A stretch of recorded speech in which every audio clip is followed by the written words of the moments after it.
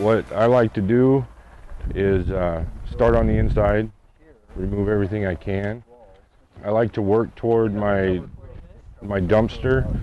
My dumpster's on the far end, so I'll probably make access on that end of the unit so that all the material coming out can just be taken in a straight shot to the dumpster. Saves a lot of work, a lot of time, a lot of movement. The lumber that we're pulling off, we're setting aside rather than toss it in the dumpster, because there's no need for that to go in a landfill. It can be chipped, can be used for hog fuel. And you can see that on these studs here that a lot of this paneling is glued. If it weren't glued, which some of them aren't, you're able to salvage the paneling. It can be reused if it's any good. We'll pull out these sheets of tin right here. Just around the window? Yeah, just so we can open up this hole right here so we have access to the dumpster.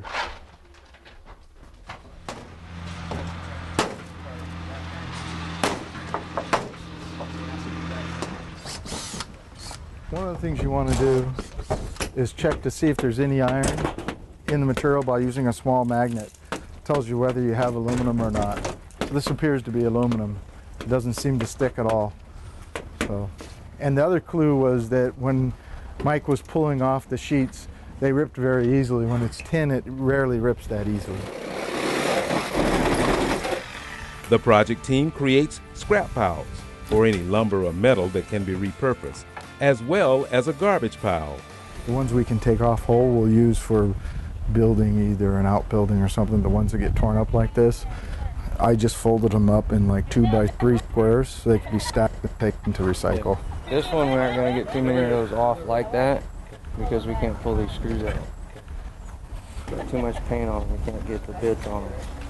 Okay, well maybe I can work on figuring out a way to do that. Even if we just pop a hole like that, it's still usable because we can nail it. So we'll get this emptied out and then... The next task, draining the detached water heater. The project team discussed the reuse of the heater, the door, and the door frame through which the heater tank was draining. The studs in the walls, we're going to save. We'll have a pile here with all the studs in the walls, and those will be reusable to build things like recycling containers, bins. If you build a greenhouse later, it can be used for potting tables. Okay. It can be used for small projects as piece wood to build things. So if you have a shop or something like that and they need small pieces like 1x3s that are a foot long or 2 feet long to build some kind of a project, all that wood can be used for those purposes. The bathroom carpet was removed and tossed in the dumpster. While deconstruction of the inside walls continued, removal of the interior siding began. With the hot water heater removed, work continued on the inside walls and the bathroom.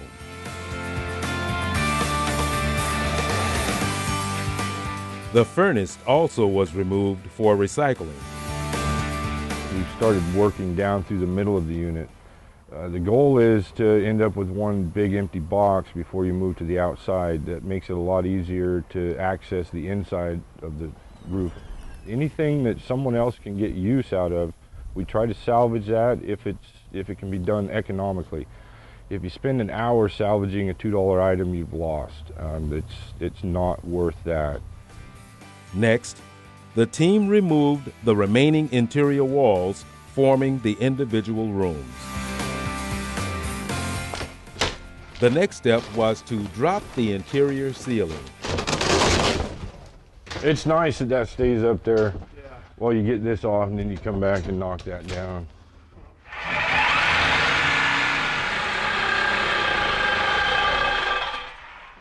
Just run down the walls, just dragging that. You don't have to cut it completely off or anything.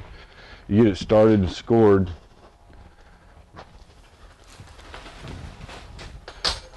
Your blade dull. There you go. There you go. Now you're logging. Oh, you feel that heat? The crew discovered that the roof trusses had inverted due to long-term exposure to water. It was 100 pounds of water. As they worked, They made sure to clean up the debris, to remove potential safety hazards for the workers, and to prevent any contamination of the surrounding area. Overhead materials such as vent piping and wiring was removed.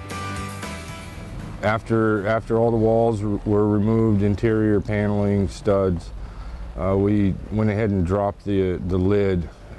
Usually you have a plastic moisture barrier there that will hold your insulation until you've got all the panels down. Once that happens, you go ahead and pull down your insulation, your moisture barrier, and any other insulation in the ceiling that you can get at. That's when you're going to find out if your trusses are any good. What we found on this unit, the roof had leaked for many years, it looks like, so there won't be any useful trusses out of it. We did get a lot of useful 2x2 material, some cabinet doors, some paneling, a few pieces of plywood. The next step, roof removal. We have an asphalt roof overlay over the metal roof, so we'll take that off first, get to the original metal roof. A lot of times you have to find your way back to the original manufacturer's roof, walls, doors. Anything that's been added afterwards will have to be removed at some point before you can even begin that process. Punch a hole and get that water out of there first.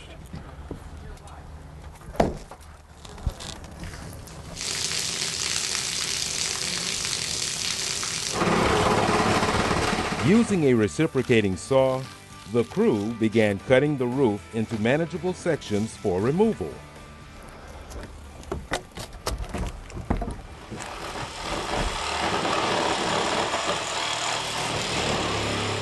Using 2x2s to poke and lift, the crew slid the roofing off the trusses from the inside of the unit.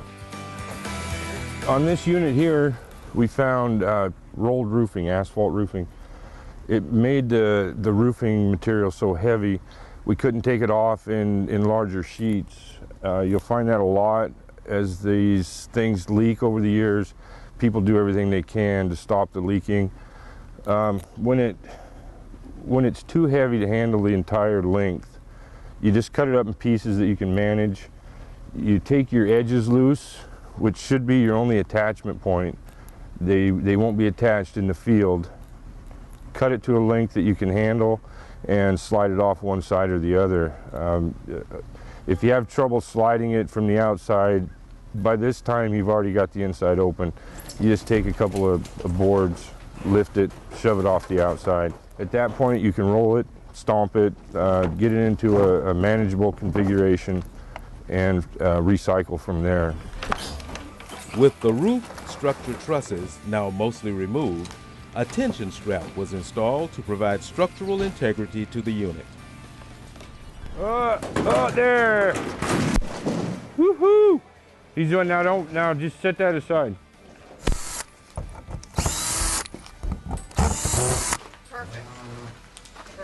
That's a good window.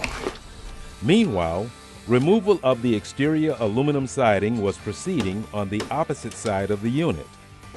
Sometimes, even experienced deconstructors run into unexpected situations. Reach up.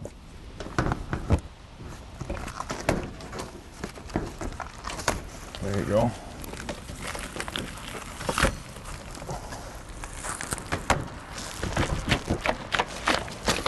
And it's all yours.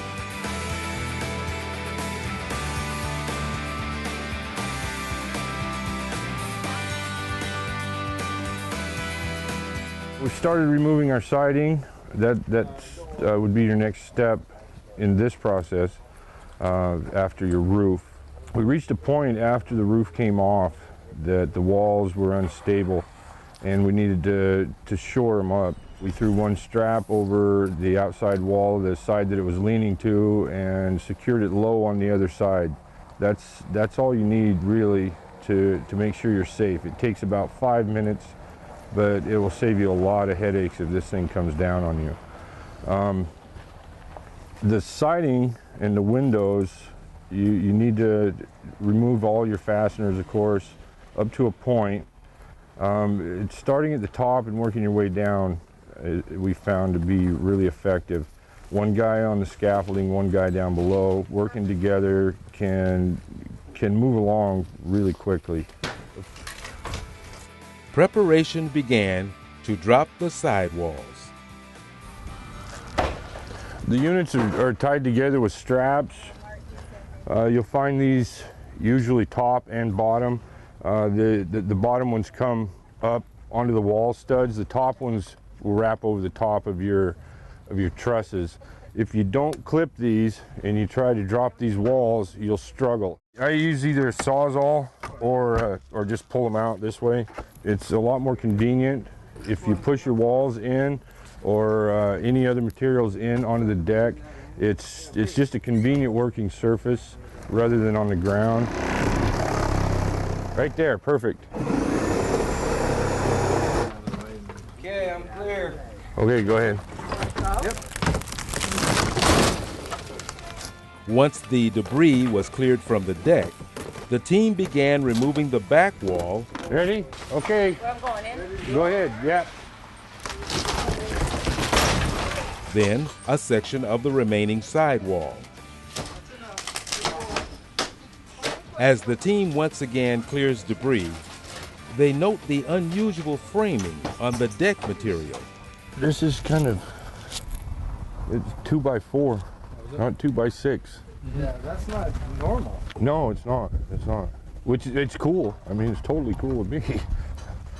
Them 2x6 floors, they throw down that, and they have plywood, which is really cool. Because usually they put down a particle board and they just glue the hell out of it to the 2x6s, and then they staple it with crown staples. Yeah, you just break the whole thing up getting it out. My job sites are clean. It's safe. Clean is safe. Clean is a lot safer. You don't. And it's you work over piles of crap and stumble over stuff all day. Pretty soon you're just wore out. The walls are down. As you've seen, we cut them into manageable pieces rather than trying to drop an entire side at one time. It's much better to put 3 or 4 people on this and make sure it goes where it needs to go rather than get yourself hurt. On day 3, the deconstruction of the remaining deck of Unit 1 began. This involved removing the finished flooring and the subfloor to expose the 2x4 frame supporting the deck. This 2x4 deck support was attached to the main steel frame by lag screws that had to be removed.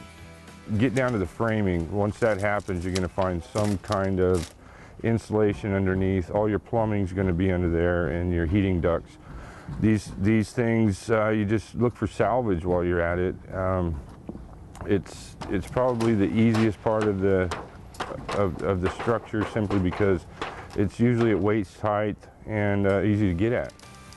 As more flooring was removed, it became apparent that the 2x4 wood framing material was solid and reusable. Next, the galvanized sheet steel bottom cover under the main steel frame was fully detached and prepared for disposal with the waste insulation. The concrete block frame supports had to be repositioned to free up the galvanized sheet so it could be removed. Once the sheathing was gone, we were down to the framing, the floor joists. These were in pretty good shape. We were able to cut them up in sections and pull them out, and they'll be used for wall studs. Usually there's a lot of good lumber in the floor of these. Sometimes you find a lot of glue. They're not really usable. It's a case-by-case scenario. With deconstruction work complete on Unit 1, except for cutting up the main steel frame, the blocks supporting the frame were carefully removed so the frame rests on the ground awaiting the cutting torch.